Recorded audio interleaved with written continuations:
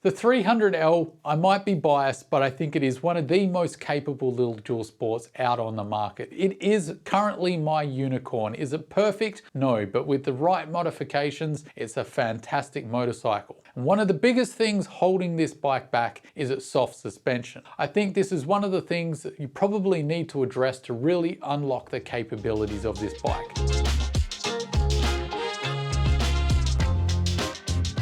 What I'd like to point out at the very start of this video, and what I think a lot of other videos haven't done too well, is point out who doesn't need to worry about their suspension. Often videos will give the impression that the suspension is so bad that whoever buys this bike needs to replace it. I want to calm everyone's fears, particularly in the beginner camp. If you've got no skills at all or very minor skills, you're a noob as they call it, the suspension is going to be fine. In fact, that plushness is probably going to be a real benefit to your riding experience.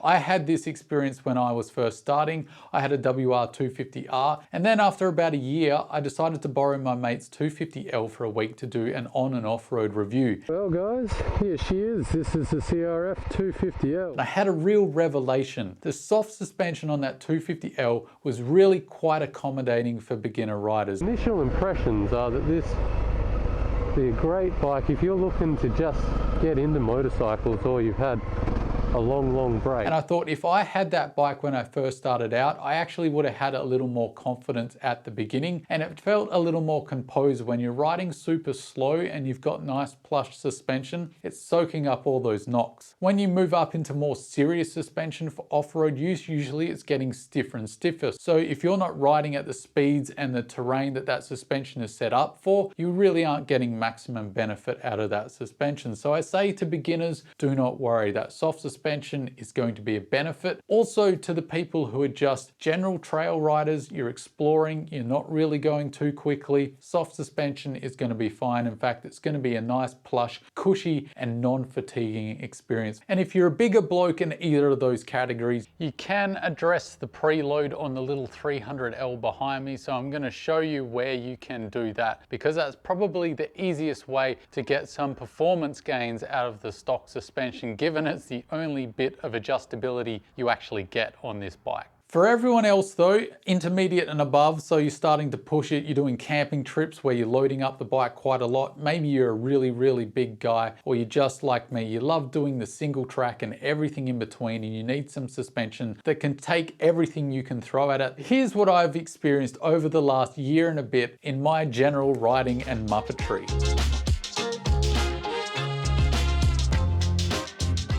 I think the big issue here, and it's no secret, is that this suspension is undersprung. This is something I really want to fix and address. The other issue that really didn't need any amount of time to identify, and I knew this getting into it, was that it has limited adjustment because you've got no adjustment up front and you can adjust the preload in the rear. So you really are stuck with very basic adjustment on this suspension. The other issue I've identified is that the soft suspension can get overwhelmed when you really do turn up the pace, or the riding terrain does get quite difficult. You can start to bottom out the suspension, particularly if, like me, you've got to carry a lot of camera gear. I've got 3 or 4 bags just on a day ride. They are very small, but it does add up in weight, plus me with my 80+ kilos once all geared up. So the bike is already sagging quite a bit just with me sitting on it with my bags, and once you start to turn up the pace, that's when the suspension starts to come unstuck. This happened to my WR250R as well. You reach a point with most dual sports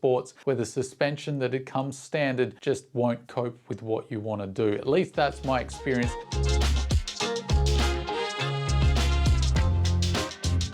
So the clearest and easiest one here is just to bump up the preload adjustment on the rear suspension to cope with your weight or with your spirited riding. That's the easiest fix. It costs no money. You can do it yourself. Fairly simple, and it can help get you a little more life out of your suspension, or maybe save you from needing to upgrade at all. Then the next option that costs a little bit of money, and if you are technically proficient with working on your own bike, or maybe you take it in to a suspension specialist and it still will be fairly cheap, is you change manage the weight of the oil in your forks. Now, I can't tell you what weight you need. I think when you get into this kind of stuff, unless you really intimately know suspension, you should consult an expert, which is what I'm going to be doing. But you could just up the weight of oil in the front forks and then bump up the preload in the rear. The next option available to you as we move up the price tier is to get a performance front fork spring for the CRF300L. This is actually pretty affordable if this is the only thing you're going to do to your bike. This is probably the thing that will maximize your suspension for the lowest amount of money. So you can upgrade the front suspension pretty cheaply at under $200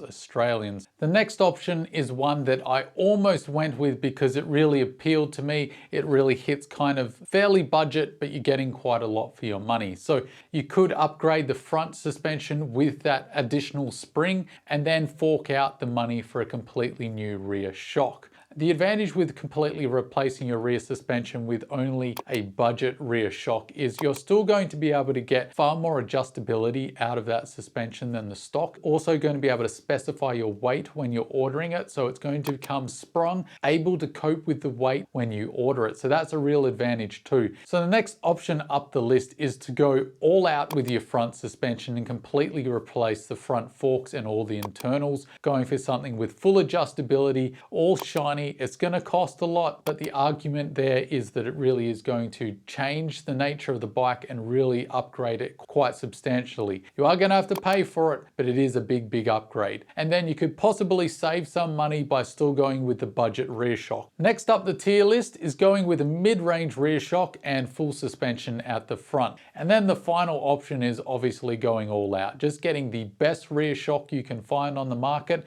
If you've got the means to do it and the riding scenarios where it really will improve your experience, then go for it. I think this could be a great option.